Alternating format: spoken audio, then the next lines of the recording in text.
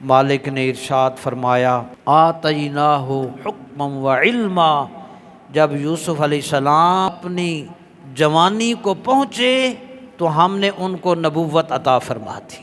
بس پھر نبوت کا ایک کیلیبر کیا ہوتا ہے، اللہ پاک نے حسن بھی کمال کا اور صبر، عافیت اور پاک دامنی کا جذبہ، پاک بازی کا جو لیول تھا وہ بھی جناب یوسف کو کمال کا عطا فرمایا۔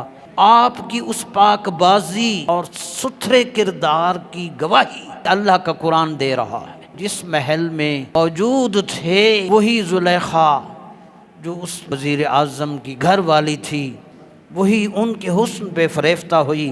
یہ سب سے بڑا امتحان، وہ بہلانے پھسلانے لگی۔ اللہ پاک نے ارشاد فرمایا وراودته التي هو في بيتها عن نفسه وغلقت الابواب۔ ابواب کہتے ہیں دروازوں کو، اپنے محل کے سارے دروازے اس نے بند کیے، ترجمہ، اور بہلانے پھسلانے لگی انہیں وہ عورت جس کے گھر میں آپ تھے۔ وقالت حیت لک، اور اس نے کہا، تمام دروازے بند کر دیے اور کہنے لگے آجا میرے پاس۔ وہ انسان جو موقع تلاش کرتے رہتے ہیں اس برائی کے در کھولنے کے لیے اس آیت کو پڑھیں کہ تمام سہولیات، تمام در بند، برائی کا موقع موجود۔ جب زلیخا نے اپنی طرف دعوت دی اور کہا کہ اب آجا، سب دروازے بند، جناب یوسف تیرے حسن اور تیری پاک بازی پر ہم قربان۔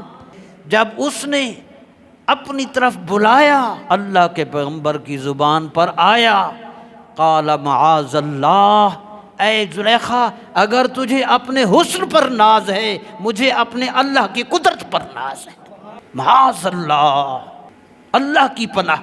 وہ ناکام ہوئی کہ آج کل کی نوجوان نسل جو سوشل میڈیا کی زخمی ہو کر اپنے کردار سے فارغ، بے حیائی اور برائی کے سارے چینل آپ کا ایمان، آپ کا سکون، آپ کی عزت لوٹنے کے چکر میں ہیں۔